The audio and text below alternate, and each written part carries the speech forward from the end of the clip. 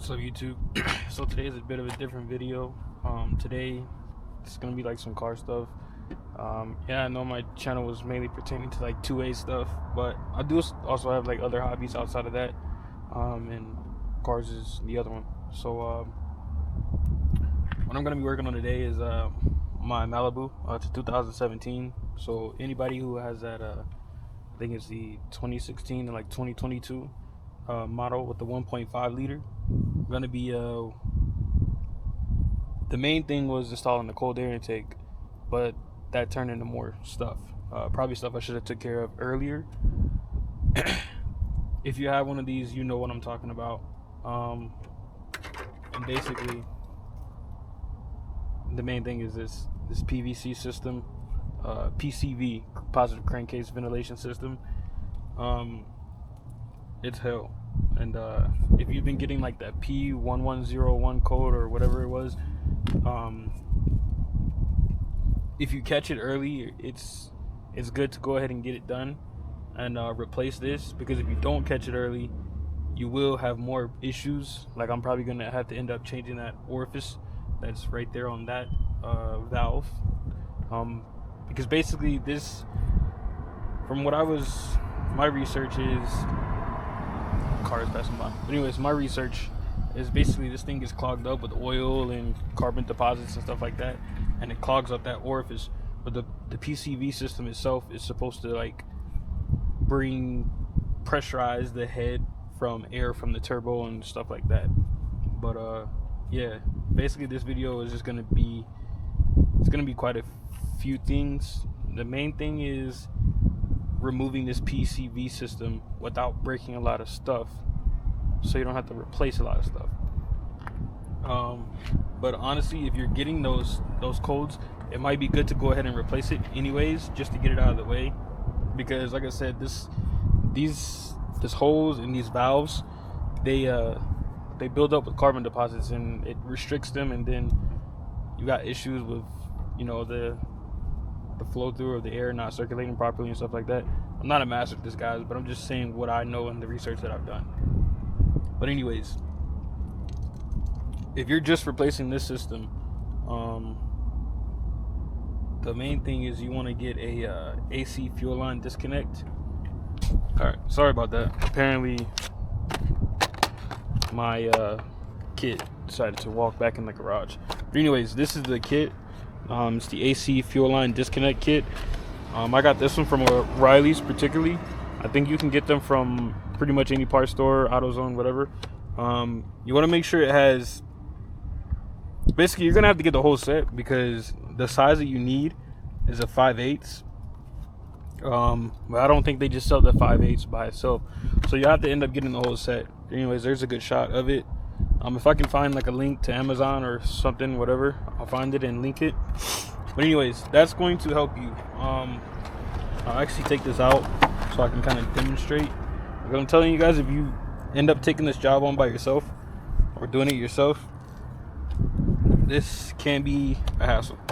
You are gonna have to take your time, be patient with this, because it's just not meant for the regular average Joe to do this. But anyways, so here's one of the basically one of the connects that connects to the actual PCV system. Like I said, you want to get the 5/8 one. See if that's in the frame, but 5/8. And what you're gonna do is pretend there's a tube there, actually in there, and what the tube looks like.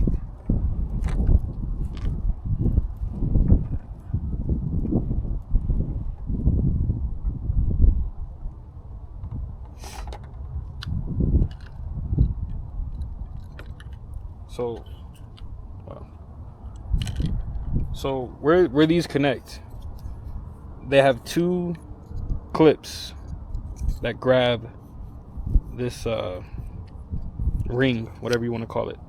Anyways, goes on there, it clicks on, it locks in place. But these things here, they're supposed to be like little finger push tabs. They suck. So for the one that's actually, almost dropped the camera. For the one that's actually here, not going to be able to use this tool. No, actually, yeah, with this one you will be able to use a tool, but it will be difficult. The one that goes here is that one right there, but that one is going to be connected to this valve right here. When it's connected to that valve, basically imagine it connected like that. You're not going to be able to get it in there because of the angle or whatever. So with this one, there's a different way to do it. The way that I found out how to do it was I took a vice grips. The hell is my vice? So get you a decent pair of vice grips. Basically what I did was I put it on there. I got it to where I could kind of lock it down. Put that down.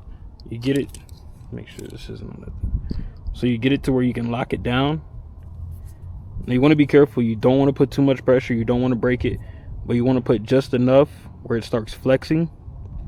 Once it starts flexing, get yourself a pick. And you want to take the pick and push those tabs in and kind of pull away so the PCV, this actual connector comes out.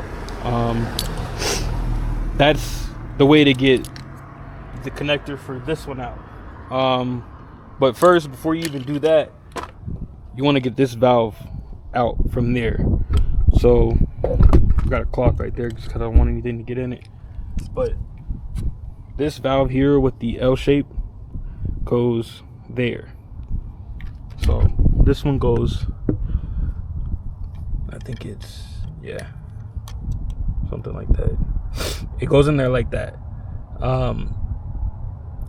To get that one out, you are going to have to remove a security bolt.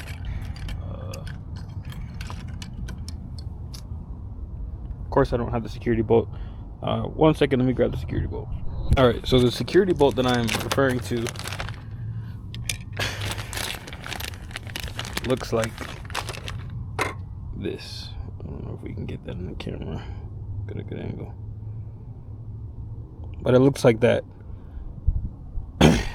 These have like a special bit. I don't know where you can get them from. The actual Torx or whatever it is. But I went another route. So the route that I went with is I ordered this set off of Amazon. I used the, let's see here, I think it was, I think these are just 6-bit Torx. I don't think that one. Found the right size. I do believe it was this size here. But anyways, I used this one, which was a T30. So if you have one that's, or a Torx big set already, it might work. Just make sure that it's a durable, like, I don't know, maybe impact rated or whatever. So whatever you can find as far as that goes, a T30, you put it on there. It's not gonna exactly fit. So what you have to do is put it on there and just imagine it was actually on the valve cover. You put it on there, grab you like a small mallet, hammer, whatever, and give it a few taps. You give it a few taps, basically it'll kind of like, it'll dig itself in there. That's why I say you kind of want, like, you know, one that has a very like hardened steel or impact rated. Once it gets in there and you kind of feel where it's grabbing the screw, because the screw isn't tight. Hopefully you don't have any corrosion or anything like that on the screw present, but this screw isn't tight. And if you hammer it down there a few times, take your ratchet, it should come straight off. The one right here, because there's one on this one and then there's one on that one. The one that's right here on the top is pretty easy to get to, but that one on the back is not. The one on the back, I actually used these pliers. I just tightened them up until I can get the pliers on there and grab. Make sure, like I said, give you a good set of pliers. Make sure they grab, because if they don't grab, it's not going to work. You'll end up stripping it out.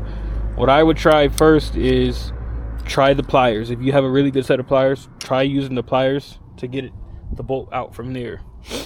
And then if that doesn't work, then you can move the intercooler pipe out of the way.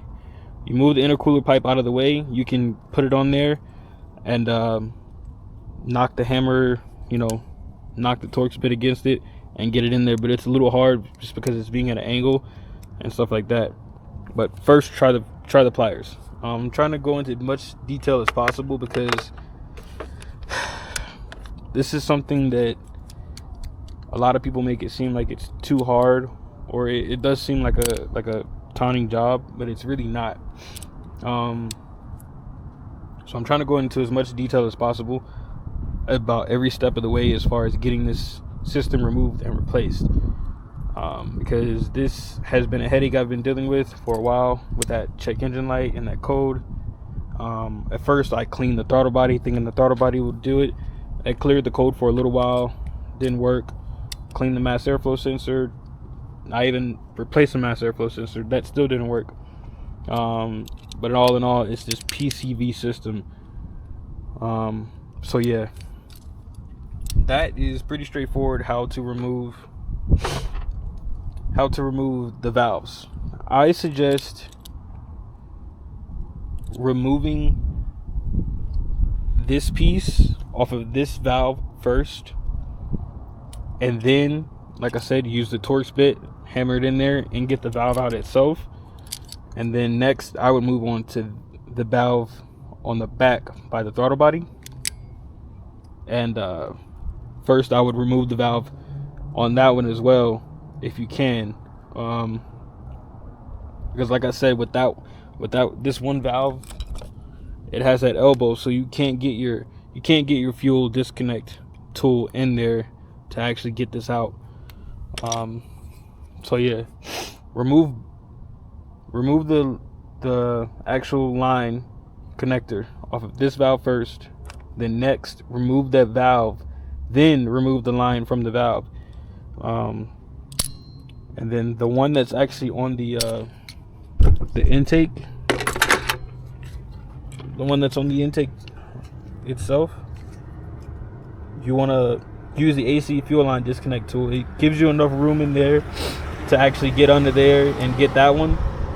Just take your time with it because it's not going to be easy. Just take your time with it, be gentle. If you feel something breaking, stop, just back up for a couple of seconds, and then try to resume. If you break it, you break it. If you are replacing both valves, then if you break it, it doesn't really matter. But if you're not trying to replace the valves, and like I said, if you catch that early and you're just replacing the actual the hosing, then I would definitely try not to break anything, because you just need to replace the hosing. But if you've got enough carbon buildup and stuff like that in the actual valves, I replaced that valve. I should replace this one. I'll probably order another one. But yeah, you definitely don't want to break it. That's pretty much it. I am doing this because I am going to be installing a cold air intake, and I'm installing a catch can, which you can see that's over here.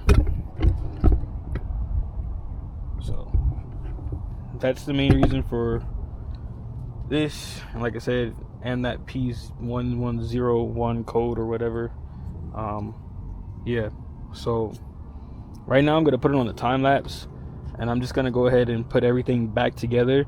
Now the way that I'm putting it back together is going to be different because, like I said, I installed the catch can to kind of help with this system, because obviously the system just isn't designed well and it doesn't work properly in my opinion. So I'm putting mine back different because of the catch can and a cold air intake. I got an AEM cold air intake. I'm still waiting for it. It's supposed to be coming. Should have already been here, but just waiting for the UPS guy to show up. So let me go ahead and put this on time lapse so I get everything put back together and ready for the cold air intake, and I'll be right back.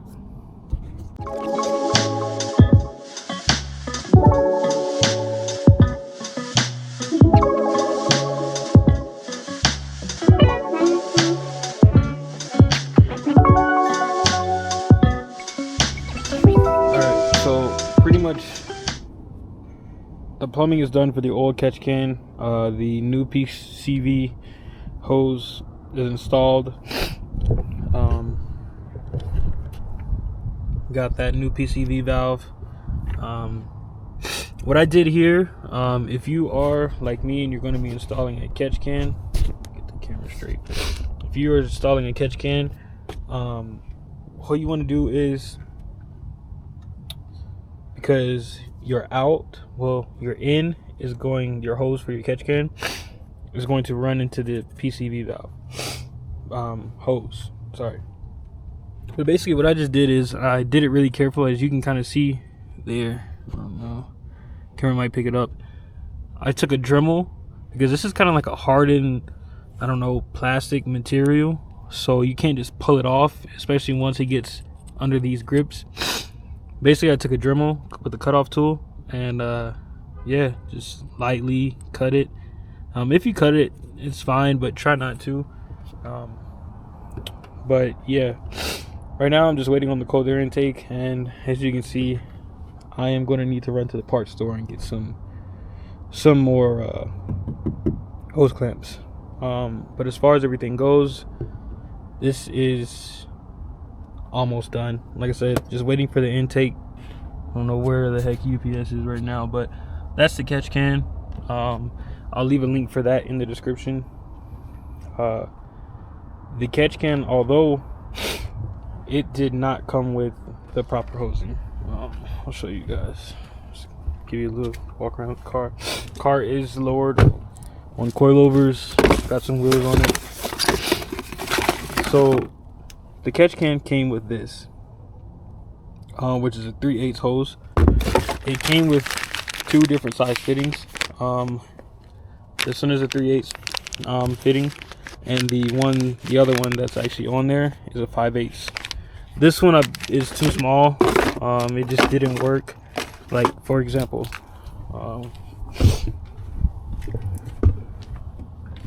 Jeep in the background, paid actor. But anyways, yeah, I went with the 5/8 because you can't put this 3/8 on the actual PCV hose. I mean, you could do a modification or whatever and run this, but I just don't think the way that this system is supposed to work. It needs a 5/8. Like I said, it takes pressure from the turbo and builds it up in the crankcase. So yeah, gotta stop saying whatever. If you guys are looking for the part number for the new PCV hose, here it is: 12673862. I will leave a link for that in the description as well. So if you guys are gonna do this, and like I said, if you're getting that P1101 code, you can go ahead and replace this, so that way your system doesn't get all gunked up and it causes you to do more stuff. Like I said, I am gonna have to change. There's an orifice in this valve here, and that orifice gets clogged up and it causes the airflow to not properly flow through the system and messes everything up, causes a bunch of carbon buildup and stuff like that. And yeah, so I'm gonna go ahead and run to the parts store, grab some new hose clamps, and keep waiting for this intake to show up. Once the intake shows up, we'll slap it on. I think the only thing that I need to do to get the intake off is it's just a hose clamp there, and take the mass airflow sensor out with just a Torx bit, and that's it. Slap the new cold air intake in there. The one that I got is an AEM, and I do believe it comes with a heat shield, but with the heat shield you have to trim the heat shield down, because it causes your trunk clearance and stuff like that, and you'll have a big gap. But we'll worry about that when we get to it. Like I said, almost done here. That red wire you see is just subs, stuff like that. Appreciate you guys tuning into this video too as well. So if you have any questions or anything like that, be sure to hit me up in the comment section. Like I said, I try to be as thorough as possible, because this is definitely an easy job. It just takes patience. So yeah, and I had a hard time finding information on how to do it, and so, you know, I never did it, but ain't nothing to it but to do it. So yeah.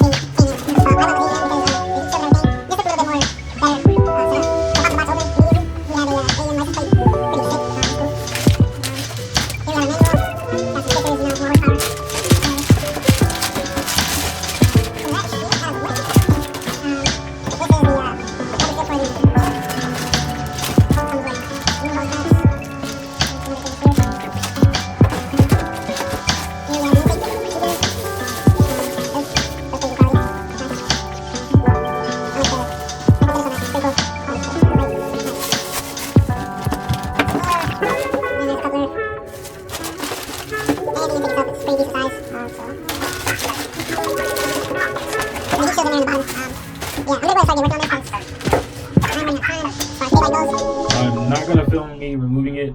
Once I have it all installed, I'll do a startup video, and then get back to you guys on the first drive, see if I can hear a difference, feel the difference, whatever. So I'm gonna go ahead and get working on this, and I'll be back with you guys.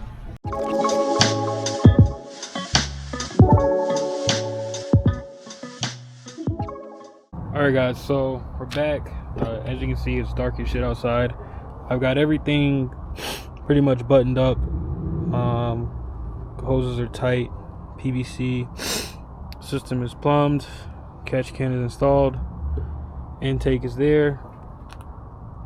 About to do the first startup, and yeah, I do need to run back to the parts store and get a bigger clamp, because with this kit it comes with two clamps that are almost identical, but if you pay attention, one is bigger than the other, and I put it down there and it's really supposed to go there. But anyways, let's do a first startup. I'm gonna go ahead and show you guys the back and do the startup from the back. Camera set up. As far as the exhaust, I have a muffler and resonator delete.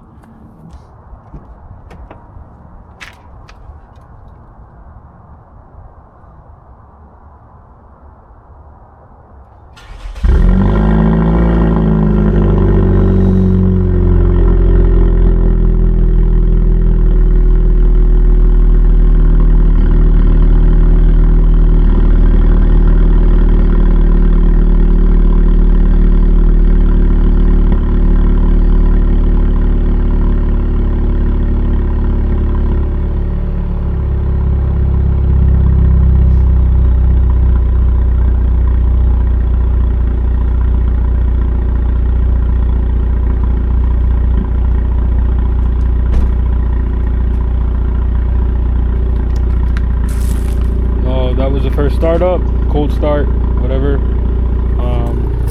Exhaust sounds okay. It's only a little forward banger, so anybody that has a Malibu, you know this. Up here it is a little loud.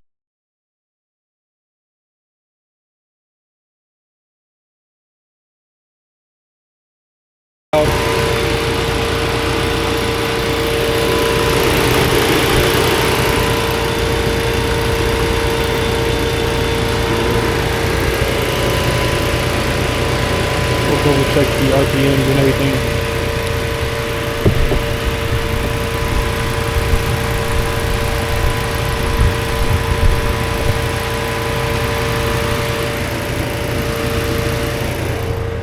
Fans seem to be running pretty. AC on. Yeah. Got that on because aftermarket wheels. I didn't get TPS sensors. But I do have this thing here. Pretty cool little setup. Trying to make sure these fans, because the fans are on. Never really heard them like that. Usually they're pretty quiet.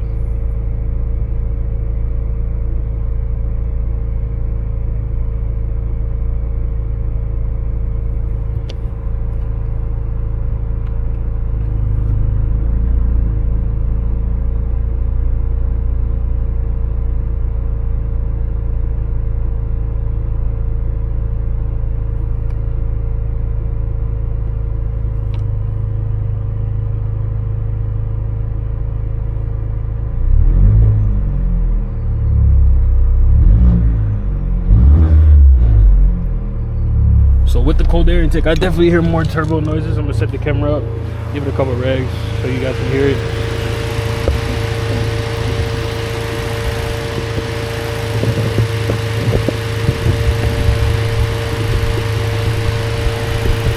I'll rev it, put it right here in the engine bay, and rev it for you guys.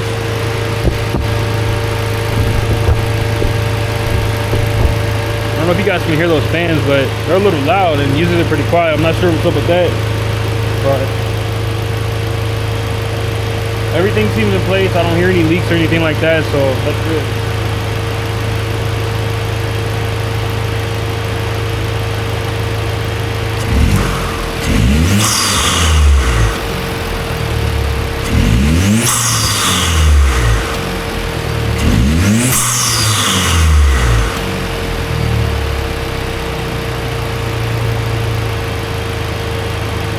Nice. A lot more turf ski sounds. That's pretty dope. Pretty dope. I'm actually liking it. Set it up in the back so you guys can hear the exhaust. Like I said, just a muffler and resonator delete. I believe I went with 3" all the way back to quad tips. So yeah.